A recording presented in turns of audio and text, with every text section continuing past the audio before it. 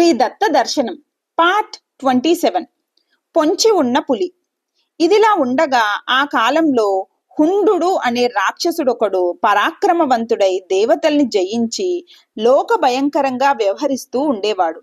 వాడి తపశ్శక్తి తీవ్రమైనదవటం వల్ల దేవతల్లో వాణ్ణి ఎవరూ ఎదిరించలేక చాటుమాటుగా కాలక్షేపం చేస్తూ ఉండేవాడు. వాడు స్వర్గం ఆక్రమించుకొని యథేచ్ఛగా భోగాలు అనుభవిస్తూ ఉండేవాడు. అతగాడికి ఒక కూతురు ఉంది, గండ అని దాని పేరు. ఆ పిల్ల ఒక రోజున తోటి చెలికత్తెలతో కలిసి నందన ఉద్యానవనంలో ఆడుకుంటూ ఉండగా పొదల చాటుగా కూర్చొని ఎవరో చారణ దంపతులు చెప్పుకుంటున్న మాటలు దాని చెవిన పడ్డాయి. ఆ మాటలు వినేసరికి దానికి ముచ్చెమటలు పోసాయి. అది పరుగు పరుగున సరాసరి తండ్రి దగ్గరికి వచ్చి, నాన్నా, భూలోకంలో ఆయువనే ఎవడో రాజున్నాడట కదా, వాడికి ఒక కొడుకు పుట్టబోతున్నాడంట త్వరలో. పుట్టబోయేవాడు విష్ణువాంశ సంభూతుడట. వాడికి విష్ణువంత పరాక్రమం వస్తుందట. వాడు నిన్ను చంపేస్తాడట. ఇవాళ ఎవరో చారణా దంపతులు గుసగుసలాడుకుంటుంటే నేను చాటుగా విన్నాను అని చెప్పింది. వాడు పైకప్పు అదిరేటట్టు నవ్వి కూతురుని బుజ్జగింపి పంపేశాడు. కాని లోపల గుండెలదరటం మొదలు పెట్టాయి. విష్ణువంశ సంభూతుడనేసరికి దాంతో ఎందుకైనా మంచిది, ఆ పుట్టబోయే వాణ్ణి కడుపులో ఉండగానే గల్లంతు చేస్తే బాగుంటుందని తోచింది ఆ పాపాత్ముడికి. తన తెలివికి తనే మురిసిపోతూ తక్షణమే వాడు అదృశ్య రూపంలో బయలుదేరి ఇందుమతీదేవి మందిరంలో దిగాడు. చూసి చూడటంతోనే ఆమె దివ్య తేజస్సు కళ్ళల్లో పొడిచినట్టయింది వాడికి. ఇంత తేజస్సు ఈవిడకి ఎలా వచ్చిందా అనుకుంటూనే మొండితనం చేసి ఆవిడకి దగ్గరగా పోబోయేసరికి వాడికి ఒళ్ళంతా మంటలు, పొట్లు, పొగలు ఎగగట్టుకు రావటం మొదలు పెట్టాయి. ఆ బాధ కోర్చుకోలేక వాడటు వెళ్లే ప్రయత్నం మానుకున్నాడు. ఆవిడకి గర్భవిచ్చితి స్వయంగా చేద్దామనే వాడి పన్నాగం అలా వమ్మైపోగా వాడు అనేక విధాలుగా భయాలు కల్పించి ఆ భయోద్రేకంలో గర్భస్రావం జరగాలని భూతాల రూపంలో కనిపించి భయపెట్టాలని ప్రయత్నించాడు. ఎన్ని తిప్పలు పడ్డా తన రాక్షస మాయలు ఎన్ని పన్నినా ఫలం సున్నా అయింది. దత్తాత్రేయ కృపా సంరక్షణం ఆమెకు ఉండగా వాడు చెయ్యగలిగిందేముంది? ప్రయత్నించి చివరికి వాడికే విసుగు పుట్టింది. వీడెవడో గట్టి పిండంలాగున్నాడ్రా, వదిలిపెట్టరాదు, పుట్టిన వెంటనే నరికేద్దాంలే అనుకొని పొదలో పంచి ఉన్న పులిలాగా కనిపెట్టుకుని కూర్చున్నాడు. కొంతకాలానికి అంతఃపుర పరిచారకులలో కలకలం బయలుదేరటం చూసి ఏమిటా అని జాగ్రత్తగా గమనించాడు హుండు. అమ్మగారికి పుట్టినవాడు కొడుకంటే కొడుకా, సాక్షాత్ సూర్య భగవానుడే. ఆ పిల్లవాడి శరీర కాంతితో పురిటిల్లంతా ప్రకాశించిపోతున్నది అని చెప్పుకుంటున్నారు దాసీలు. ఆ మాటలు వినేసరికి తొందర పుట్టింది హుండుడికి. వాడిటూ అటూ చూసి అక్కడున్న దాసీలలో ఒక దాని మీద ఆవేశించి పురిటింట్లోకి వెళ్ళాడు. లోపల మహారాణి సొమ్మసిల్లి పడిపోయింది తల్పం మీద. పక్కనున్న దాసి అరనిద్దర్లో జోగుతూ చూస్తోంది. మిగిలిన వారంతా కునికిపాట్లు పడుతున్నారు. వాడిదే సమయమని పిల్లవాడిని చేతపుచ్చుకొని దాసీ రూపంలోనే బయటకొచ్చి తటాలున ఆకాశ మార్గంలో ఎగిరిపోయాడు ఎవరికీ తెలియకుండా. వాడు సరాసరి తన స్వంత రాజధాని అయిన కాంచనా పట్టణానికి వెళ్ళాడు. వెళ్ళి తన భార్యను పిలిచి పిల్లవాడిని అప్పగించి, ఏమే, వీడు నాకు శత్రువు, వీడి మాంసం వండించి నాకు పలహారం పంపించు అన్నాడు. ఆవిడ ఎంత రాక్షసి అయినా ఆడది కదా, పసికందును చూసి జాలి పడింది. అదేమిరా మగడా, వీడెంత, వీడి మాంసం ఎంత, నీ పంటి కిందకి కూడా రాదు. ఈ పసిగుడ్డు నీకు శత్రువంటావేమిటి, ఇంత పిరికోడివయ్యావేమిటి అన్నది లోపల జంకుతూనే. వాడు ఇంతెత్తున మండిపడ్డాడు. ఎహే, నోరు మూసుకొని చెప్పినట్టు చేస్తావు. నీ మాత్రం బోడి తెలివితేటలు మాకు ఉన్నాయి. చెప్పొచ్చావు ధర్మపన్నాలు. మీ కొంపంతా ఇంతే, ఎడ్డమంటే తెడ్డమంటారు. వీడు పెద్దవాడే నన్ను చంపుతాడట, పెద్దమ్మాయి చెప్పింది. ఎవరో అనుకుంటుండే విందట. అందుచేతే నోరు మూసుకొని చెప్పినట్టు చెయ్యి. నన్నంటే అను, మా కొంప సంగతెందుకు అని సాగదీసుకుంటూ ఆ రాక్షసి పిల్లవాడిని తీసుకుని లోపలికెళ్ళి మేకల అనే సైరంధ్రికిచ్చి, ఒసే, వంటవాడికిచ్చి వీడి మాంసం వండించవే, నిమిషంలో కావాలి అని పురమాయించింది. ఆ సైరంధ్రి, ఓసిని దుంపతెగా, ఇదేం బుద్ధే అని లోపలనుకుని పైకి చిత్తమమ్మ అని పిల్లవాడిని వంటవాడికిచ్చింది వండమని. ఆ మహానుభావుడికి పిల్లవాడని పెద్దవాడని ఆ భేదం లేమీ లేవు పాపం. వరుసలో పడుకోబెట్టి పెద్ద కత్తి పట్టుకొని అన్ని మాంసపు ముద్దలతో పాటు ఆ ముద్దని ముక్కలు చేద్దామని మెడ మీద వేసి కొట్టాడు. తెగలేదు. వాడికి అసలే తీరిక తక్కువ. ముక్కలు తరగటానికి ఇంతసేపు పడితే ఎట్లా? వాడు విసుక్కుంటూ బలమంతా ఉపయోగించి పసికందు మెడ మీద వేటు వేశాడు. దత్తరక్ష. ఆ దెబ్బకు అంత లావు కత్తి 2 ముక్కలయ్యింది. అది చూసి ఆ సైరేంద్రికి గుండెలదిరాయి. ఓరన్నో, వీడెవడో గొప్పోళ్లా ఉన్నాడ్రా, వీడి కాంతి చూస్తేనే గుండెలు బెదురు పుడుతోందిరా, వీడు మనకి చావడ్రా, వీడికింకా ఏమైనా చెయ్యబోతే మనకే ఏదైనా మూడుతుందేమోనని భయంగా ఉందిరా అని లబోదిబోమన్నది. అప్పుడు ఆ వంటవాడు పిల్లవాడి కాళ్ళు చేతులు ఇటూ అటూ తిప్పి పరిశీలించి చూశాడు. వాడికి సాముద్రికంలో కొంచెం ప్రవేశం ఉంది. అప్పుడీ పిల్లవాడిలో ఎక్కడ చూస్తే అక్కడ మహారాజు లక్షణాలు కొట్టొచ్చినట్టు కనిపిస్తున్నాయి వాడికి. వాడు ఆశ్చర్యంలో మునిగి ఆ సైరేంద్రికి ఇలా చెప్పసాగాడు. ఒసే మేకలా, నువ్వు చెప్పింది నిజమల్లే ఉందే. పైనుంచి కింది దాకా అన్ని మహారాజు లక్షణాలే కనిపిస్తున్నాయి. ఆ మొహంలో తేజస్సు చూడు, సూర్యుడల్లే ఉందే మొహం.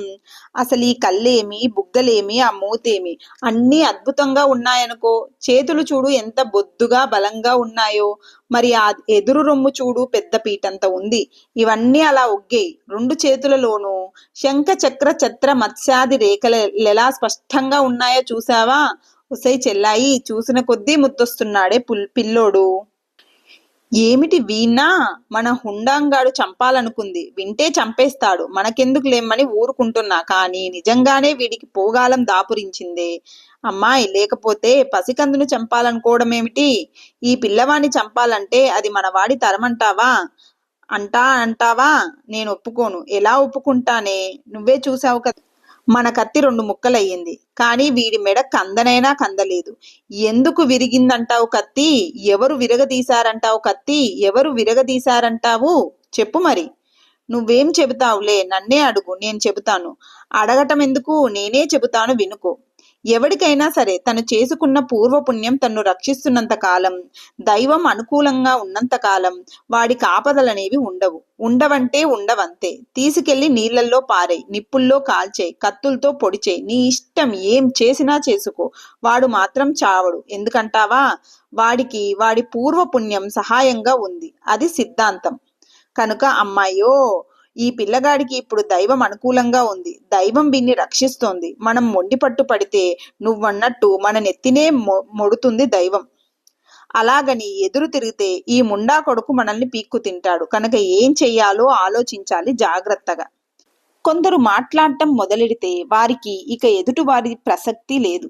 మాట్లాడదలుచుకున్నదంతా మాట్లాడితేనే ఆగడం. ఆ పద్ధతి వాడి వంటవాడు. అయితే పిల్లవాడిని ఏం చెయ్యటమా అన్న చిక్కు ఎదురవ్వటం వల్ల ఆగవలసి వచ్చింది అర్ధాంతరంగా పాపం.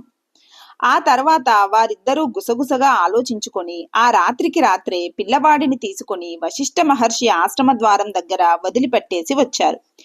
వచ్చేటప్పుడు ఒక లేడి పిల్లను పట్టి తెచ్చి ఆ మాంసం వండి అదే పిల్లవాడి మాంసమని హుండుడికి పంపించారు. మద్యం మత్తులో వాడది ఆరగించి నిశ్చింతగా నిద్రపోయాడు. దత్తలీలలకు అసాధ్యమేముంది? దానవులు మానవులవుతారు, మానవులేమిటి దేవతలే అవుతారు ఆయన సంకల్పిస్తే. దత్తరక్షణ ఉన్న బాలుడికి ఇక లోటేమిటి? సరాసరి వశిష్ఠాశ్రమానికే చేరాడయ్యే. తెల్లవారుజామున స్నానానికి బయలుదేరిన వశిష్ఠ మహర్షికి ఇంటి వాకిట్లో చందమామ లాంటి పిల్లవాడు కనిపించాడు. వెంటనే దివ్య దృష్టి వల్ల ఆయనకంతా తెలిసింది. అయినా ఏమీ తెలియని వాడిలాగా ఆ పిల్లవాడిని చేతిలోకి తీసుకుని నలుగురిని పిలిచి ఈ పిల్లవాడి ఇక్కడికి ఎలా వచ్చాడని విచారించి చివరికేదో దైవలీలలే పోనిమ్మని సర్ది చెప్పేసి మన ఆశ్రమంలోనే పెరగనీయండి ఈ పిల్లవాణ్ణి అన్నాడు. ఒక మునిపత్ని ముందుకొచ్చి పిల్లవాణ్ణి తను పెంచుకుంటానంది. వశిష్ఠ మహర్షి పిల్లవాడికి క్షత్రియోచిత సంస్కారాలన్నీ తనే చేసి నహూషుడు అనే పేరు పెట్టాడు. పిల్లవాడు దినదిన ప్రవర్ధమానంగా పెరిగి చదువులో మంచి చురుగ్గా పైకి వచ్చాడు. వశిష్ఠ మహర్షి స్వయంగా చదువు చెబుతూ ఉంటే ఇంకా లోటేమిటి? ఆ పిల్లవాడు పిన్న వయస్సులోనే చతుర్వేదాల్లోనూ షడాంగాల్లోనూ విశేషించి ధనుర్వేదంలోనూ వేదాంత శాస్త్ర, కర్మశాస్త్ర, ధర్మశాస్త్ర, రాజనీతి శాస్త్రాల్లోనూ చతుషష్ఠి కళలలోనూ అద్వితీయమైన ప్రజ్ఞ సాధించాడు. చెదిరిన కళ మనం పిల్లవాడి వెంటపడి పరుగున రావటంలో తల్లి సంగతి మర్చిపోయాం. పాపం ప్రసవ వేదనలో సోమశల్లి పడిపోయిన ఆ తల్లి కొంతసేపటికి తెప్పరిల్లి అరతెరిచిన కళ్ళతో పిల్లవాడి కోసం చేతులతో తడుముకుంటూ చూసుకోగా పిల్లవాడేడి? ఆవిడ గుండె గుబిల్లుమంది. దాసీలంతా మేమెరగమన్నారు. క్షణాలలో అంతఃపురమంతా గగ్గోలు పెట్టింది. పురిటిల్లైనా సందేహించకుండా చక్రవర్తి స్వయంగా పరిగెత్తుకు వచ్చి దగ్గరుండి అంతఃపురమంతా జాగ్రత్తగా వెతికించాడు. ఏమి లాభం? మహారాణి గుండెలు తలా బాదుకుంటూ ప్రాణాలు పోయేలా ఏడుస్తుంది. లోపల దుఃఖపు పొంగును అదుపుకోలేక రాజుకు గుండెలు అవిసిపోతున్నాయి. మహారాణిని ఆపడం ఎవరి వల్ల కావటం లేదు. అయ్యో భగవంతుడా, ఇదేమి మాయా, ఏమిటి చిత్రం? ఇంతలో పిల్లవాడు ఏమైపోయాడు? ఎవరెత్తుకుపోయారు? ఎవరికి మేము అపకారం చేశాం? అయ్యో, ఎంత అందగాడే నా బిడ్డ! విష్ణుమూర్తే పుట్టాడనుకున్నానే, కళ్ళతో తనివి తీరా చూసుకోనైనా చూసుకోలేదే. అయ్యో, వంశోద్ధారకుడు ఇన్నాళ్ళకి పుట్టాడనుకున్నానే. అయ్యయ్యో, దత్తాత్రేయ స్వామి, స్వామి దేవా, నువ్వు వరమిచ్చావయ్యా. కొడుకు దీర్ఘాయువు చక్రవర్తి అవుతాడని వరమిచ్చావయ్యా. నా తండ్రి, నీ మాటలు కూడా కళ్ళలేనా? నా తండ్రి, కలలో కూడా నెత్తిన పాలు పోసావు గదయ్యా. స్వామి, ఇప్పుడు ఇలా నిప్పులు పోస్తున్నావేమిటయ్యా? జరిగిందంతా కూడా స్వప్నమేనా స్వామి? ఓరి నా బిడ్డ, ఎంత పాపిష్టి దాని కడుపున పుట్టావురా! ఎక్కడున్నావో, ఏం కష్టాలు పడుతున్నావో! ఓయమ్మో, నేనెందరి పిల్లల్ని కాజేశానో పూర్వజన్మల్లో! ఏ తల్లి బిడ్డలకు ద్రోహం చేశాను! దైవమా, ఎవరైనా దాచుకొని ఉంచిన సొమ్మును అపహరించానేమో! భోజనాల వేళ వచ్చిన అతిథిని కసిరి పంపేశానేమో! అయ్యో, శ్రాద్ధ భోక్తులకు కడుపు నిండా అన్నం పెట్టలేదేమో! అయ్యో, ఏం పాపం చేశాను! నా అదృష్టం తలుక్కున మెరిసినట్టే మెరిసిందనుకునే లోపే మాయమైపోయింది. అయ్యో, మళ్ళీ ఎన్ని జన్మలెత్తితే మాత్రం మళ్ళీ నాకు ఇలాంటి కొడుకు పుడతాడా? స్వామి దత్తయ్య, మమ్మల్ని ఇలా మోసం చెయ్యటం ధర్మం కాదయ్యా అని ఆవిడ విలవిలా ఏడ్చి అసలే పచ్చివొళ్ళు అవటం వల్ల స్పృహ తప్పి పడిపోయింది. మహారాజు కూడా కొంతసేపు మహారాణిలాగా దుఃఖావేశంలో కొట్టుకుపోయాడు. కాని అతను పురుషుడు, ఆ పైన మహారాజు. అది కాక సహజంగానే ధీరుడు, అన్నింటినీ మించి వివేకశీలి కనుక గుక్క తిప్పుకొని జాగ్రత్తగా ఆలోచించసాగాడు. ఇంతలో మహారాణికి తెలివి వచ్చి మళ్లీ ఏడవసాగింది. అప్పుడు రాజు రాజరికపు మర్యాదలను పక్కన పెట్టి ఆమె పక్కనే నేల మీద చతికిలపడి వెన్ను నిమురుతూ మెల్లగా ఓదార్చసాగాడు. దేవి, స్వామి అనుగ్రహం మనకుంది. స్వామి అనుగ్రహాన్ని మనం శంకించరాదు. ఆ అనుగ్రహమే లేకపోతే అసలు పిల్లవాడెలా కలిగాడు చెప్పు? ఆయన మనం అడిగిన వరాల కంటే అధికంగా ఇచ్చాడు. అలాంటి స్వామి మనల్ని వంచిస్తాడా? అదెప్పటికీ జరగదు. పోనీ అదలా ఉంచు. నీకొచ్చిన స్వప్నం ఎంత దివ్యమైనది! శౌనక మహామునీంద్రులంతటి వారు దాని ఫలం ఏమని చెప్పారు? నువ్వే ఆలోచించు. పిల్లవాడు కనిపించడం లేదు, అంతేగాని ఆపద జరిగినట్లు ఆధారం ఏమీ లేదు కదా. కనుక మనం స్వామి అనుగ్రహాన్ని శంకించరాదు.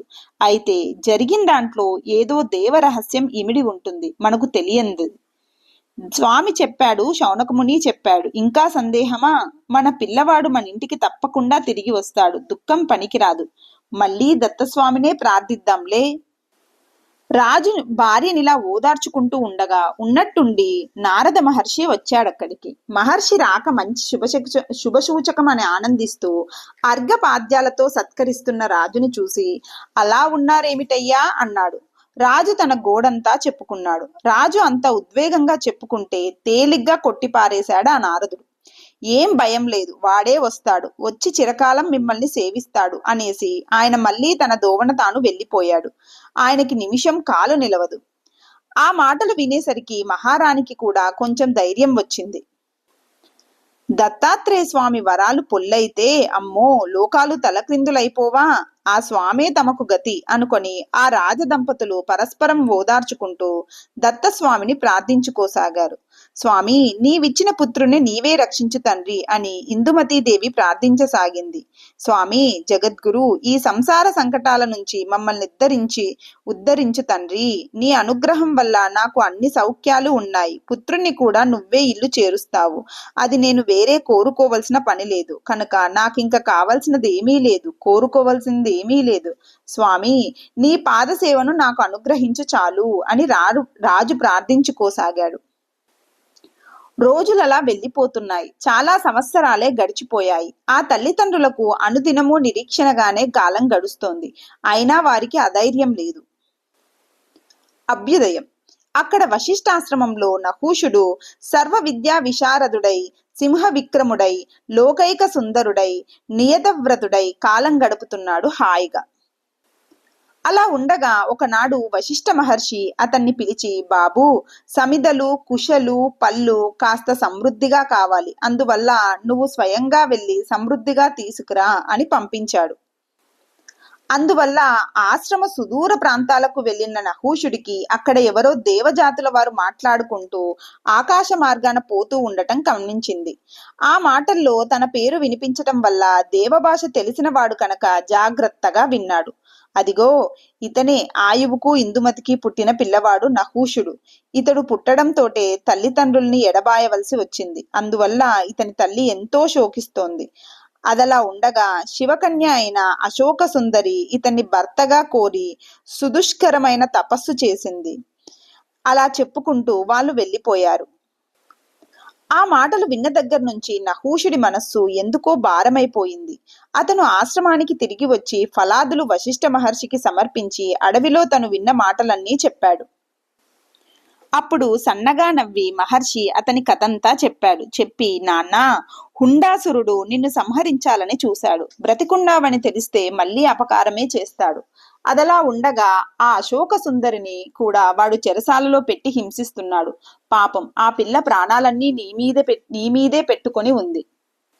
అందువల్ల బాబూ, ఇక సమయం వచ్చింది. నువ్వు వెళ్ళి ముందర ఆ హుండాసురుని సంహరించు. వాడు లోకోపద్రవకారిగా ఉన్నాడు. వాణ్ణి సంహరించడం పుణ్యప్రదం. ఆ శివకన్యను స్వీకరించు. అక్కడ నీ తల్లిదండ్రులు నీ కోసం కళ్ళు కాయలు కాచేలాగా ఎదురు చూస్తున్నారు. నువ్వు భార్యతో కలిసి వెళ్ళి ఆ తల్లిదండ్రులకు సంతోషం కలిగించు. వారిని సేవించుకో. ఇదిగో ఈ ధనుర్బాణాలు తీసుకో. నీకు విజయం కలుగుతుంది అని ఆశీర్వదించాడు. నహూషుడు మహోత్సాహంతో వశిష్ఠ మహర్షికి, ఇతర ముని జనానికి పాదాభివందనం చేసి ఆశీస్సులు స్వీకరించి బయలుదేరిపోయే అంతలో ఆకాశంలోంచి దివ్యరథం ఒకటి దిగి వచ్చింది. అది 1000 గుర్రాలు కట్టి ఉన్న ఇంద్రరథమని మహర్షి జనులు గుర్తించారు. అంతలో మాతలి ముందుకు వచ్చి, రాజపుత్ర, ఇది ఇంద్రరథం. యుద్ధార్థివైన నీకిది ఇంద్రుడు పంపిన కానుక. ఇవిగో దివ్యాస్త్రాలు రథంలో సిద్ధంగా ఉన్నాయి. అష్టసహితంగా రథాన్ని గ్రహించి అసుర సంహారాన్ని నిర్వహించు అన్నాడు. నహూషుడు రథానికి నమస్కరించి ఇంద్రుణ్ణి మనస్సులో ధ్యానించి మాతానికి చేతులు జోడించి రథాన్ని అధిరోహించాడు. ఆ దివ్య రథంలో అతను అపర భాస్కరులాగా ప్రకాశించాడు. ఆ రథంలో ప్రయాణం చేసి హుండ రాజధాని అయిన కాంచనపురం చేరి ఊరి వెలుపల ఉద్యానవనం దగ్గర ఒక్క క్షణం ఆగాడు నహూషుడు. అంతలో కనులు మిరుమిట్లు గొలిపేటంతటి మహా సౌందర్యంతో జిగేలుమంటున్న దేవసుందరి ఒకటి అతని దగ్గరికి చనువుగా వచ్చి ఇలా చెప్పసాగింది. రాజకుమారా, ఇంత చనువుగా దగ్గరికి వచ్చింది ఎవరనుకుంటున్నావా? నేను దేవకాంతను రంభను, శివకన్య అశోక సుందరి పంపిన దూతను. మా అశోక సుందరి ఒకసారి వశిష్ఠాశ్రమంలో ఉన్న నిన్ను చూసింది. అప్పుడే నీ రూపురేఖ వయోవిలాస సౌందర్యాలు, నీ బల పరాక్రమ తేజో విద్య బుద్ధి విశేషాలు చూసి నీ మీద అనురాగం నిలిపింది. అటు తర్వాత దేవలోకంలో విస్తరించిన నీ కీర్తితో ఆమె వలపు విస్తరించింది. అప్పుడు నీ అంతటి మహనీయుడికి అర్ధాంగి కాగల అర్హతను సంపాదించడానికై మా బోటి చెలికత్తెల ప్రోత్సాహంతో తీవ్రమైన తపశ్చర్యకు దిగింది. అయ్యా, తపస్సులకు అసాధ్యులు లేవు కదా. హిమరగిరి తనయ పరమేశ్వరుణ్ణి గెలుచుకున్నట్టు తాను నిన్ను గెలుచుకోవాలని తపస్సుని స్వీకరించుకొని ఒంటరిగా నియతవ్రతశీలయ్యి ఉన్న మా చెలినొకనాడు ఈ పాడు హుండాసురుడు చూసి దుర్బుద్ధితో సమీపించి తనని వరించమన్నాడు. పొమ్మని తిరస్కరించింది మా చెలి. దాంతో వాడు రెచ్చిపోయి తన గొప్పతనం తనే వేన్నోల్లా చాటుకుంటూ వాగి ఇప్పుడు నేను నిన్ను పట్టుకోపోతా, ఎవడడ్డం వస్తాడో చూస్తానంటూ మీదకు రాసాగాడు. అప్పుడు మా చెలి నిర్భయంగా, ఒరే దుష్టుడా, నన్ను బలాత్కరించావంటే నీ తల 1000 ఒక్కలవుతుంది సుమా, జాగ్రత్త, నిన్ను చంపేవాణ్ణి వరిస్తాను నేను. నా తపస్సు ఒడ్డి ఇలా ప్రతిజ్ఞ చేస్తున్నాను అని శపించింది. అది విని ఆ మూర్ఖుడు మరింత రెచ్చిపోతూ ఉండగా నేను అడ్డం వెళ్ళి, దానవేంద్ర, ఇదేమిటి, నువ్వు కూడా ఇలా చేస్తున్నావు? యువతుల్నిలాగేనా వశం చేసుకోవటం? రెండు పొరపొచ్చు మాటలు చెబితే వల్లో పడని ఆడదుంటుందా? ఇలా పెలుసుగా మాట్లాడితే ఆడది దగ్గరికి వస్తుందా? అసలు వచ్చినా సుఖం ఉంటుందా? అని ఏవో సమయోచిత ప్రసంగాలు చేసి వాణ్ణి అప్పటికి అవతలకు పంపించేశాను. కాని వాడప్పటికి ఆగినట్టే ఆగి తర్వాత మాయలాడి రాక్షస స్త్రీలను పంపించి ఆమెను తన ఇంటికి తెప్పించి బంధించేశాడు. అలా చేస్తే ఆమె తనకు వశమైపోతుందని వాడి ఆశ. కాని ఆమె తన తపశ్శక్తితో తన శీలాన్ని కాపాడుకుంటూ, రాజకుమారా, నీ కోసం అనుక్షణం ఎదురు చూస్తూ కాలం గడుపుతుంది. కనుక వీరా, నువ్వు వాణ్ణి త్వరగా సంహరించి ఆమెను రక్షించకపోతే ఆమె తన ప్రాణాల్ని తీసుకోవాలి అని నిశ్చయించుకుంటుంది. ఇక నీ చిత్తం. ఆ మాటలు విని నహూషుడు గంభీరంగా తల ఊపి, అందుకోసమే మేమిక్కడికి వచ్చామని మీ సఖితో చెప్పండి అని ఆమెను పంపివేసి బూన బోంతరాలలు బద్దలయ్యేటట్టు విజయ శంకారావం చేశాడు.